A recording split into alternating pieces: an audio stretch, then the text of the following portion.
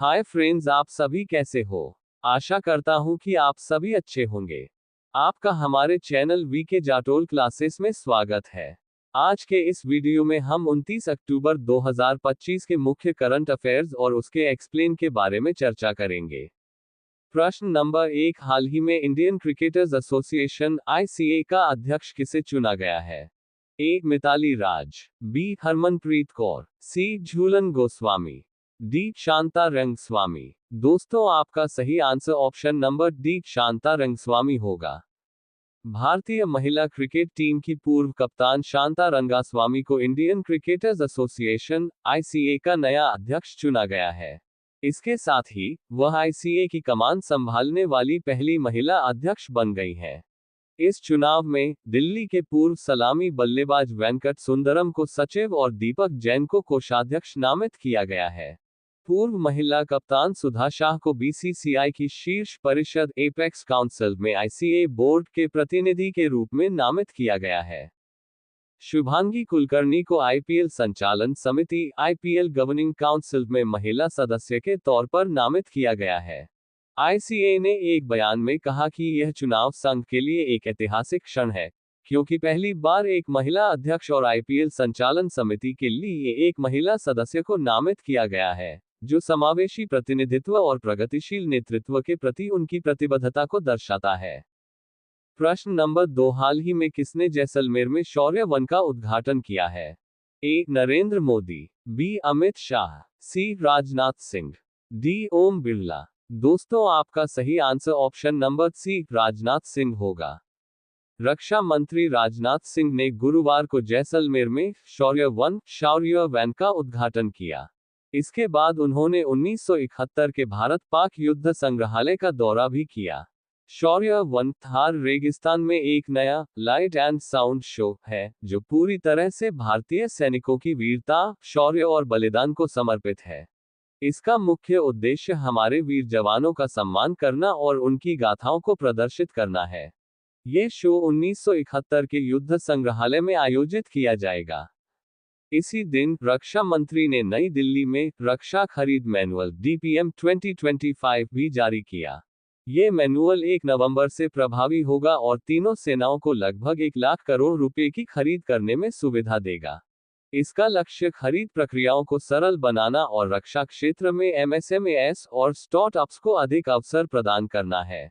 प्रश्न नंबर 3, हाल ही में थिम्पू में आयोजित 14वीं भारत भूटान वार्ता में किन मुद्दों की समीक्षा की गई? ए. व्यापार और निवेश सहयोग, बी. शिक्षा और सांस्कृतिक आदान प्रदान, सी. द्विपक्षीय सुरक्षा सहयोग और सीमा प्रबंधन, डी. पर्यटन और पर्यावरण संरक्षण। दोस्तों, आपका सही आंसर ऑप्शन नंबर सी द्विपक्षीय सुरक्षा सहयोग और सीमा प्रबंधन होगा। सीमा प्रबंधन और सुरक्षा पर 14वीं भारत भूटान बैठक 16 और 17 अक्टूबर 2025 को भूटान की राजधानी थिम्पू में आयोजित की गई। भारतीय प्रतिनिधिमंडल का नेतृत्व गृह मंत्रालय के सीमा प्रबंधन विभाग के सचिव डॉक्टर राजेंद्र कुमार ने किया, जबकि भूटानी पक्ष का नेतृत्व गृह मंत्रालय के सचिव श्री सोनम वांगेल ने किया। इस बैठक में दोनों देशों ने द्विपक्षीय सुरक्षा सहयोग और सीमा प्रबंधन से जुड़े कई महत्वपूर्ण मुद्दों की समीक्षा की। मुख्य रूप से mobile signal spillover, integrated check post ICP की भविष्य की रूपरेखा, सीमा स्तंभों का रखरखाव और सीमा पार आवाजाही जैसे विषयों पर चर्चा। साथ ही भूटान पुलिस के लिए क्षमता निर्माण पर भी बात की गई। दोनों पक्षों ने सौहार्दपूर्ण और रचनात्मक चर्चाओं पर संतोष व्यक्त किया और एक सुरक्षित, संरक्षित और समृद्ध सीमा क्षेत्र सुनिश्चित करने के लिए मिलकर काम करने का संकल्प दोहराया। भारत और भूटान ने अपनी मजबूत मित्रता की पुष्टि करते हुए पारंपरिक और उभरते क्षेत्रों में सहयोग को और गहरा करने की प्रतिबद्धता जताई। इससे पहले ये बैठक 2019 में हुई थी। भारत और भूटान की यह स्थायी साझेदारी क्षेत्रीय सहयोग के लिए एक आदर्श बनी हुई है। प्रश्न नंबर 4, हाल ही में कौन सा राज्य वाइपिन और फोर्ट कोची को जोड़ने वाली पहली पानी के नीचे सुरंग बनाएगा? A. Assam, B. Kerala, C. Punjab, D. Goa. दोस्तों, आपका सही answer option number B Kerala होगा। केरल की कोची सिटी में जल्द ही एक ऐतिहासिक परियोजना शुरू होने जा रही है, जो शहर के ट्रैफिक जाम से हमेशा के लिए राहत दिला सकती है। केरल सरकार ने कोची में वायपिन और फोर्ट कोची के बीच समुद्र के नीचे एक अंडरवाटर टनल बनाने की योजना को हरी झंडी दे दी है। यह परियोजना तटीय राजमार्ग कोस्टल हाईवे का एक अहम हिस्सा है। के रेल की रिपोर्ट के बाद इस प्रोजेक्ट को आगे बढ़ाया गया है। यह टनल बनने से वायपिन और फोर्ट कोची के बीच की वर्तमान 16 किलोमीटर की दूरी घटकर सिर्फ 3 किलोमीटर रह जाएगी। इससे न केवल समय बचेगा, बल्कि शहर के भीषण जाम से भी मुक्ति मिलेगी। विशेषज्ञों के मुताबिक इस टनल को बनाने में लगभग 2,762 करोड़ रुपए का खर्च आएगा। इस संरचना में दोनों दिशाओं के लिए 2 अलग अलग सुरंगें होंगी। इसके साथ ही वाहनों के अलावा साइकिल और पैदल चलने वालों के लिए भी अलग रास्ते बनाए जाएंगे। यह अंडरवाटर टनल कोची के विकास में एक महत्वपूर्ण कदम साबित होगी, जो यात्रा को तेज, आसान और सुरक्षित बनाएगी। प्रश्न नंबर 5, हाल ही में मुंबई में विमोचित पुस्तक मोदी का मिशन के लेखक कौन है? A. Burjis Desai, B. Arvind Subramanian, C. Sanjaya Baru, D. Rajdeep Sardesai. दोस्तों, आपका सही answer option number A. Burjis Desai होगा। प्रश्न नंबर 6, हाल ही में भारत ने 2025 एशियाई युवा खेलों में कबड्डी में कौन सा पदक जीता है? ए. स्वर्ण, बी. रजत, सी. कांस्य, डी. इनमें से कोई नहीं। दोस्तों, आपका सही आंसर ऑप्शन नंबर ए. स्वर्ण होगा। पश्चिमी एशियाई देश बहरीन में आयोजित एशियाई युवा खेलों में भारतीय खिलाड़ियों ने कबड्डी में इतिहास रच दिया है। भारत ने लड़के और लड़कियों दोनों वर्गों में स्वर्ण पदक जीतकर देश का नाम रोशन किया है। हमारी गर्ल्स कबड्डी टीम ने फाइनल में ईरान को 75-21 के बड़े अंतर से हराया, जबकि लड़कों की टीम ने एक रोमांचक मुकाबले में ईरान को 35-32 से मात देकर गोल्ड पर कब्जा किया। इन 2 स्वर्ण पदकों की बदौलत भारत पदक तालिका में 5वें स्थान पर पहुंच गया है। भारत ने अब तक कुल 10 पदक जीत लिए हैं, जिनमें 2 स्वर्ण, 3 रजत और 5 कांस्य पदक शामिल हैं। कबड्डी के अलावा भारत ने एथलेटिक्स, कुराश और ताइक्वांडो जैसी स्पर्धाओं में भी पदक हासिल किए हैं।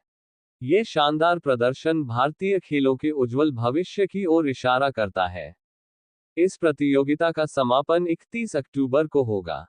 प्रश्न नंबर 7, हाल ही में वेदांता समूह ने किस राज्य में 1 लाख करोड़ रुपए का बड़ा निवेश करने की घोषणा की है? A. Jharkhand, B. Chhattisgarh, C. Odisha, D. Maharashtra. दोस्तों, आपका सही answer option number C. Odisha होगा। प्रश्न नंबर 8, यूरोपीय संघ ने वर्ष 2025 का सर्वोच्च मानवाधिकार सम्मान सखारोव पुरस्कार किन्हें प्रदान करने की घोषणा की है? ए. मारिया रेसा और Dmitry Muratov, B. Alexei Navalny और Sviatlana Tsikhanouskaya, C. Andrzej Poczobut और Mzia Amaglobeli, D. Malala Yousafzai और कैलाश सत्यार्थी। दोस्तों, आपका सही answer option number C. Andrzej Poczobut और मजिया अमाग्लोबेली होगा। प्रश्न नंबर 9, हाल ही में किसने ऑनलाइन राष्ट्रीय औषधि लाइसेंसिंग प्रणाली शुरू की है? A. Bharat, B. Japan, C. Singapore, D. चीन। दोस्तों, आपका सही answer option number A. Bharat होगा। देश में दवाओं की सुरक्षा और गुणवत्ता सुनिश्चित करने के लिए भारत सरकार ने एक सशक्त डिजिटल निगरानी प्रणाली, online national drug licensing system यानी ONDLS लागू की है। इसका संचालन central drug standard control organisation CDSCO कर रहा है। ये बड़ा कदम मध्य प्रदेश में दूषित खांसी के सिर्फ कॉफ सिरप से बच्चों की दर्दनाक मौतों के बाद उठाया गया है, जहां सिर्फ में डायथिलीन ग्लाइकोल DAG नामक जहरीला औद्योगिक सॉल्वेंट मिला था। ONDLS एक केंद्रीकृत डिजिटल प्लेटफॉर्म है जो अब ग्लिसरीन और प्रोपिलीन ग्लाइकोल जैसे उच्च जोखिम वाले फार्मा ग्रेड सॉल्वेंट्स के उत्पादन, लाइसेंसिंग और उनकी सप्लाई की रियल टाइम ट्रैकिंग करेगा। इस सिस्टम के तहत दवा निर्माताओं के लिए हर बैच की एंट्री अनिवार्य होगी।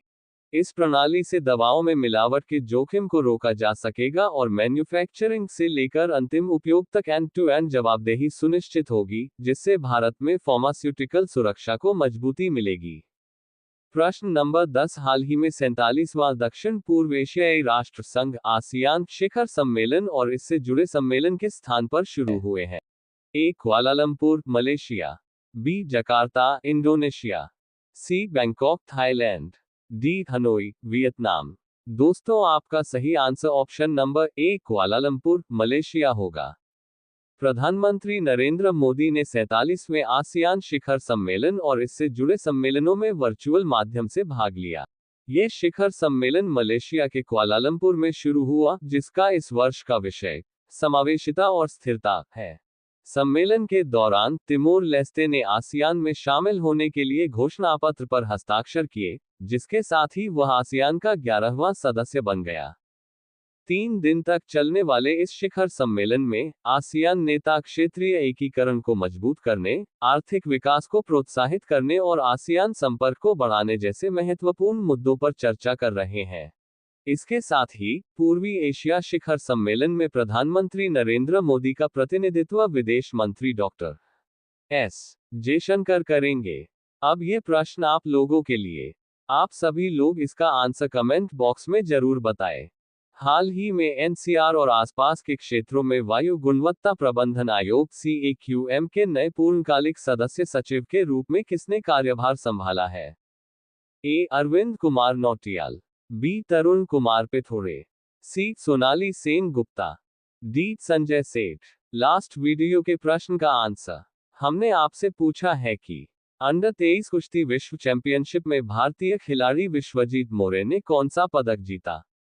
A. स्वर्ण, B. रजत, C. कांस्य, D. इनमें से कोई नहीं।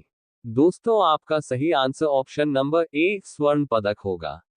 यदि दोस्तों आपको हमारा यह वीडियो अच्छा लगा हो तो वीडियो को लाइक शेयर जरूर करें, साथ ही हमारे चैनल वीके जाटोल क्लासेस को सब्सक्राइब जरूर करें ताकि हमारे चैनल पर अपलोड होने वाली प्रत्येक वीडियो का नोटिफिकेशन आप तक तुरंत पहुंच सके।